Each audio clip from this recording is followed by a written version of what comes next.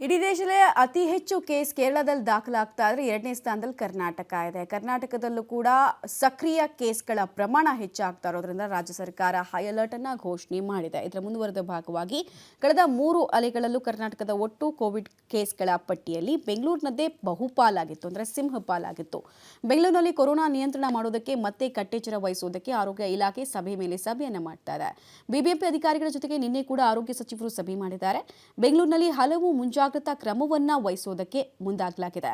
ನಿನ್ನೆ ರಾಜ್ಯದಲ್ಲಿ ಒಟ್ಟು 22 ಕೊರೋನಾ ಪ್ರಕರಣ ದಾಖಲಾಗಿದ್ದರೆ ಅದರಲ್ಲಿ ಬೆಂಗಳೂರಿನಲ್ಲೇ 19 ಕೇಸಸ್ ವರದಿ ಆಗಿದೆ. ಆಲ್ಮೋಸ್ಟ್ 85%ಗಿಂತ ಜಾಸ್ತಿ. ಹೀಗಾಗಿ ರಾಜಧಾನಿ ಬೆಂಗಳೂರು ಕೊರೋನಾ ಹಾಟ್ಸ್ಪಾಟ್ ಆಗಿ ಮತ್ತೆ ಬದಲಾಗುತ್ತಾ ಅನ್ನೋ ಭಯ ಬೆಂಗಳೂರಿನ ಜನರನ್ನ ಇನ್ನಿಲ್ಲದಂತೆ ಕಾಡ್ತಾ ಇದೆ. ಬೆಂಗಳೂರಿನಲ್ಲಿ ಕೊರೋನಾ ಮುನ್ನೆಚ್ಚರಿಕೆ ಕ್ರಮಗಳನ್ನು ಕೈಗೊಳ್ಳಲಾಗಿದೆ ಆಲ್ರೆಡಿ. ಅದೇನು ಅಂತ ನೋಡ್ತಾ ಹೋಗೋದಾದರೆ ಕೊರೋನಾ ಮುಂಜಾಗ್ರತಾ ಕ್ರಮಕ್ಕೆ ಸಂಬಂಧಪಟ್ಟಂತಹ ಒಂದಷ್ಟು ಡೀಟೇಲ್ಸ್ ನೋಡೋಣ. ಹೋಮ್ ಐಸೋಲೇಷನ್ನ ನಿಯಮ ಏನು ಮಾಡಿದ್ದಾರೆ ಅದನ್ನು ಕಟ್ಟುನಿಟ್ಟಾಗಿ ಪಾಲಿಸೋದು. ಕೋವಿಡ್ ಪಾಸಿಟಿವ್ ಯಾರಿಗಾದರೂ ಬಂದಿದ್ರೆ ಅಂಥವರ ಇಡೀ ಮನೆಯನ್ನು ಹೋಮ್ ಐಸೋಲೇಷನ್ಗೆ ಒಳಪಡಿಸೋದು ಮತ್ತು ಟ್ರೀಟ್ಮೆಂಟನ್ನು ಕೆಲವರಿಗೆ ಯಾರಿಗೆ ಗಂಭೀರ ಇರಲ್ಲ, ಏಸಿಂಪ್ಟಮ್ಯಾಟಿಕ್ ಇರ್ತಾರೆ, ಅವರನ್ನು ಕೂಡ ಕಡ್ಡಾಯವಾಗಿ 10 ದಿನಗಳ ಕಾಲ ಹೋಮ್ ಐಸೋಲೇಷನಲ್ಲಿ ಇಡೋದು ಇದರ ಭಾಗ ಆಗ್ತಾ ಇದೆ. ಕ್ವಾರಂಟೈನ್ ಆದವರ ಮೇಲೆ ಹೆಚ್ಚು ನಿಗಾ ವಹಿಸೋದಕ್ಕೂ ಕೂಡ ಪ್ಲಾನ್ ಮಾಡಿಕೊಳ್ಳಲಾಗಿದೆ. ಕ್ವಾರಂಟೈನ್ನ ಹೆಸರಿಗೆ ಮಾತ್ರ ಆಗಿ ಆಚೆ ಬಂದು ಓಡಾಡಿ ಇನ್ನೊಂದಷ್ಟು ಜನರಿಗೆ ಅವರು ಸ್ಪ್ರೆಡ್ ಮಾಡೋದನ್ನೆಲ್ಲ ಈ ಸಲ ಮಾಡಬಾರ್ದು ಅನ್ನೋ ನಿಟ್ಟಿನಲ್ಲಿ ನಿಗಾ ವಹಿಸೋದಕ್ಕೆ ತೀರ್ಮಾನ ಮಾಡಲಾಗಿದೆ. ಬೆಂಗಳೂರಿನಲ್ಲಿ ಕೋವಿಡ್ ಟೆಸ್ಟ್ ಕೇಸ್ಗಳನ್ನು ಇನ್ನೂ ಹೆಚ್ಚು ಮಾಡೋದು. ಯಾವಾಗ ಟೆಸ್ಟಿಂಗ್ ಹೆಚ್ಚಳ ಆಗುತ್ತೆ ಆಗ ಬೆಂಗಳೂರಿನಲ್ಲಿ ಕೋವಿಡ್ ಸ್ಪ್ರೆಡ್ ಆಗಿರುವಂತಹ ಪ್ರಮಾಣ ಗೊತ್ತಾಗ್ತಾ ಹೋಗುತ್ತೆ. ಗಂಭೀರ ಪ್ರಮಾಣದಲ್ಲಿ ಇದೆಯಾ, ಏನಿದೆ ಪಾಸಿಟಿವಿಟಿ ರೇಟು, ಫೆಟಲಿಟಿ ರೇಟು ಎಲ್ಲವೂ ಗೊತ್ತಾಗೋದು ಟೆಸ್ಟಿಂಗ್ ಮಾಡಿದಾಗಲೇ ಒನ್ಸ್. ಹೀಗಾಗಿ ಟೆಸ್ಟನ್ನು ಹೆಚ್ಚಳ ಮಾಡೋದು. ILI ಹಾಗೂ ಸಾರಿ ಕೇಸ್ಗಳನ್ನು ಪತ್ತೆ ಮಾಡಿ ಟೆಸ್ಟ್ ಮಾಡೋದು ಕೂಡ. ಯಾಕಂದರೆ ಯಾರಿಗೆ ಈ ಶ್ವಾಸಕೋಶದ ಸಮಸ್ಯೆಗಳು ಜಾಸ್ತಿ ಇರುತ್ತೋ, ಲಂಗ್ ಇನ್ಫೆಕ್ಷನ್ಗಳು ಬೇಗ ತುತ್ತಾಗ್ತಾ ಇರ್ತಾರೋ ಅಂಥವರಿಗೆ ಈ ಕೋವಿಡ್ ಟೆಸ್ಟ್ಗಳನ್ನು ಮಾಡಿ ಅವರಲ್ಲೂ ಕೋವಿಡ್ ಪಾಸಿಟಿವ್ ಇದೆಯಾ ಅಂತ ಡಿಟೆಕ್ಟ್ ಮಾಡ್ಕೊಳ್ಳೋದು ಕೂಡ ಒಂದು ಭಾಗ. ಸೋಂಕಿತ ಪ್ರಾಥಮಿಕ ಮತ್ತು ಸೆಕೆಂಡರಿ ಕಾಂಟ್ಯಾಕ್ಟ್ ವ್ಯಕ್ತಿಗಳನ್ನು ಪತ್ತೆ ಹಚ್ಚೋದು. ಹಾಗೆ ನಾವು ಕೊರೋನಾದ 1, 2, 3ನೇ ಅಲೆ ಅಂದರೆ ಆಲ್ಫಾ, ಡೆಲ್ಟಾ ಜೊತೆಗೆ ಒಮಿಕ್ರಾನ್ ಟೈಮ್ನಲ್ಲಿ ಯಾವ ರೂಲ್ಸನ್ನು ಫಾಲೋ ಮಾಡಿದರು ಕೋವಿಡ್ ಕೇಸ್ಗೆ ಸಂಬಂಧಪಟ್ಟಂತೆ ಅದೇ ರೀತಿ ಇಲ್ಲೂ ಕೂಡ ಮುಂದುವರಿಸಲಾಗುತ್ತೆ.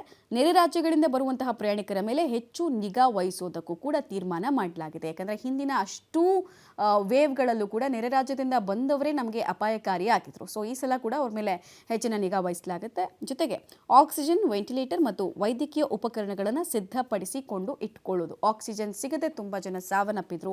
ವೆಂಟಿಲೇಟರ್ ಸಮಸ್ಯೆ 2ನೇ ಅಲೆಯಲ್ಲಂತೂ ಉಲ್ಬಣಿಸಿ ಹೋಗಿತ್ತು. ಹೀಗಾಗಿ ಹಿಂದಿನ ಎಲ್ಲ ಎಡವಟ್ಟುಗಳಿಂದ ಪಾಠ ಕಲ್ತಿರುವಂತಹ ಸರ್ಕಾರ ಈಗಿನಿಂದಲೇ ಪ್ರಿಪರೇಷನನ್ನು ಆಮೇಲೆ ಕೆಪಾಸಿಟಿಯನ್ನು ಇನ್ಕ್ರೀಸ್ ಮಾಡಿಕೊಳ್ಳೋ ನಿಟ್ಟಿನಲ್ಲಿ ಹೆಜ್ಜೆಯನ್ನು ಇಡ್ಲಾಗ್ತಾ ಇದೆ.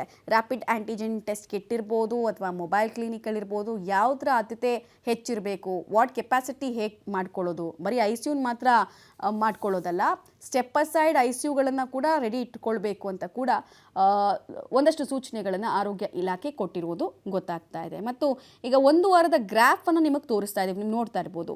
13ನೇ ತಾರೀಕಿನಿಂದ 20ನೇ ತಾರೀಕು ತನಕ ಹೇಗಿದೆ ಆ ವೇರಿಯೇಷನ್ಸು ಅನ್ನೋದನ್ನ ನೀವು ನೋಡ್ತಾ ಇದ್ದೀರಾ.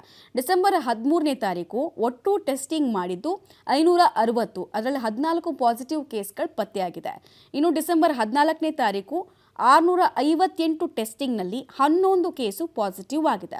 ಡಿಸೆಂಬರ್ 15ನೇ ತಾರೀಕು 805 ಕೇಸಸ್ ಅಂದರೆ ಅಷ್ಟು ಟೆಸ್ಟಿಂಗನ್ನು ಮಾಡಲಾಗಿತ್ತು. ಅದರಲ್ಲಿ 13 ಪಾಸಿಟಿವ್ ಕೇಸ್ಗಳು ಪತ್ತೆಯಾಗಿದೆ. ಡಿಸೆಂಬರ್ 16ನೇ ತಾರೀಕು 703 ಟೆಸ್ಟಿಂಗ್ನಲ್ಲಿ 10 ಪಾಸಿಟಿವ್ ಕೇಸ್ಗಳು ದಾಖಲಾಗಿದೆ. ಡಿಸೆಂಬರ್ 17ನೇ ತಾರೀಕು 209 ಟೆಸ್ಟಿಂಗನ್ನು ಮಾಡಿಸಲಾಯಿತು. ಅಲ್ಲಿ 2 ಪಾಸಿಟಿವ್ ಇರೋದು ಗೊತ್ತಾಗಿದೆ. ಅದೇ ರೀತಿ ಡಿಸೆಂಬರ್ 18ನೇ ತಾರೀಕು 1122 ಟೆಸ್ಟಿಂಗ್ಗಳನ್ನು ಮಾಡಿದಾಗ, ಅಂದರೆ ಆಲ್ಮೋಸ್ಟ್ ಈ 13ನೇ ತಾರೀಕಿಂದ 20ನೇ ತಾರೀಕು ತನಕ 7 ದಿನದಲ್ಲಿ ಹೈಯೆಸ್ಟು ಟೆಸ್ಟಿಂಗ್ ನಡೆದಿರೋದೇ ಡಿಸೆಂಬರ್ 18ನೇ ತಾರೀಕು. ನಿಮಗೆ ಆ ಗ್ರಾಫಲ್ಲಿ ಕೂಡ ಅದರ ವೇರಿಯೇಷನ್ ಕಾಣಿಸುತ್ತೆ. ಟೋಟಲ್ಲು 1000ಕ್ಕೂ ಮೀರಿ ಯಾವಾಗ ಟೆಸ್ಟಿಂಗ್ ಮಾಡಿದ್ರು ಆಗ 27 ಪ್ರಕರಣಗಳು ಪತ್ತೆ ಆಗಿದೆ ಪಾಸಿಟಿವ್. ಟೆಸ್ಟಿಂಗ್ ಜಾಸ್ತಿ ಆಗ್ತಾ ಇದ್ದ ಹಾಗೆ ಪಾಸಿಟಿವ್ ಕೇಸ್ಗಳು ಕೂಡ ಡಿಟೆಕ್ಷನ್ ಬೇಗ ಆಗ್ತಾ ಇದೆ. ಹಾಗೆ ಆತಂಕಕಾರಿ ವಿಚಾರ ಅಂದರೆ ಡಿಸೆಂಬರ್ 19ನೇ ತಾರೀಕು ನೋಡಿ, 18ಕ್ಕೆ ಕಂಪೇರ್ ಮಾಡಿದ್ರೆ ಆಲ್ಮೋಸ್ಟ್ ಕೇವಲ 722 ಜನರಲ್ಲಿ ಮಾತ್ರ ಟೆಸ್ಟಿಂಗ್ ಮಾಡಿಸಲಾಯಿತು. ಬಟ್ 44 ಪಾಸಿಟಿವ್ ಪ್ರಕರಣಗಳು ದಾಖಲಾಗಿದೆ. ಇದು ವರಿಯಿಂಗ್ ಫ್ಯಾಕ್ಟರು. ಡಿಸೆಂಬರ್ 20ನೇ ತಾರೀಕು 808 ಜನರಲ್ಲಿ ಟೆಸ್ಟ್ ಮಾಡಿಸಿದ್ರೆ 22 ಪಾಸಿಟಿವ್ ಬಂದಿರೋದು ಗೊತ್ತಾಗ್ತಾ ಇದೆ. ಇದರಲ್ಲಿ ಎಷ್ಟು ಜನಕ್ಕೆ JN.1 ವೇರಿಯಂಟ್ ಇದೆ, ಏನು ಕತೆ, ಅದೆಲ್ಲದ್ರ ಬಗ್ಗೆ ಇನ್ನಷ್ಟೇ ಮಾಹಿತಿ ಸಿಗಬೇಕಾಗಿದೆ. ಬಟ್ ಕಳವಳಕಾರಿಯಾಗಿ ಏರಿಕೆ ಆಗ್ತಾ ಇದೆ, ಏರು ಮುಖವಾಗಿ ಸಾಗ್ತಾ ಇದೆ ರಾಜ್ಯದಲ್ಲಿ ಕೋವಿಡ್ ಪ್ರಕರಣಗಳು. ಇಡೀ ದೇಶದ ಇತಿಹಾಸದಲ್ಲೇ 7 ತಿಂಗಳಿಂದ ಹೈಯೆಸ್ಟ್ ಕೇಸ್ ನಿನ್ನೆ ದಾಖಲಾಗಿತ್ತು. ಸೊ ಕಾಂಟ್ರಿಬ್ಯೂಷನ್ ಯಾವ ರಾಜ್ಯಕ್ಕೆ ಜಾಸ್ತಿ ಅಂತ ನೋಡಿದಾಗ ಕೇರಳದ ನಂತರ 2ನೇ ಸ್ಥಾನದಲ್ಲಿರೋದು ಕರ್ನಾಟಕ. ಯೂಶಲಿ ಹೆಂಗಾಗ್ತಿತ್ತು ಅಂದರೆ ಮಹಾರಾಷ್ಟ್ರ, ಕೇರಳ, ನಂತರ ಕರ್ನಾಟಕ ಅಂತ ಬರ್ತಾ ಇತ್ತು. ಬಟ್ ಈ ಸಲ ಆರಂಭಿಕ ಹಂತದಲ್ಲೇ ಕೇರಳ ನಂತರದ ಸ್ಥಾನದಲ್ಲಿ ಕರ್ನಾಟಕ ಸ್ಥಾನವನ್ನು ಪಡೆದಿರೋದು ಆತಂಕದ ವಿಚಾರ.